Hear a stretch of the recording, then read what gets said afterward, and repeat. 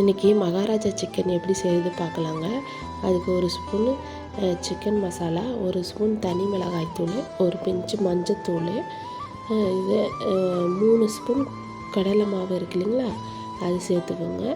இதுக்கப்புறம் தேவையான அளவு உப்பு சேர்த்து 1/2 ஸ்பூன் லெமன் சாறு எடுத்து இதை வந்து ஃபஸ்ட்டு மிக்ஸ் பண்ணிவிட்டு கொஞ்சமாக தண்ணி ஊற்றி நல்லா ஒரு பேஸ்ட்டாக மிக்ஸ் பண்ணி எடுத்துக்கலாம். அதுக்கப்புறம் ஒரு எலும்பில்லாத சிக்கனை வந்து நல்லா சின்ன சின்ன பீஸாக கட் பண்ணி எடுத்து வச்சுக்கணும். இதுக்கு அதை அதில் போட்டு நல்லா கையால் நல்லா மிக்ஸ் பண்ணி எடுத்துக்கலாம். நல்லா கையால் மிக்ஸ் பண்ணுங்கள், கையை க்ளீன் பண்ணிட்டு, அப்போ தான் அதில் நல்லா கோட்டிங் ஆகும். இதை நல்லா மிக்ஸ் பண்ணி எடுத்து வச்சுக்கலாம். இருக்கட்டும், ஊறணும்னு அவசியம் இல்லைங்க.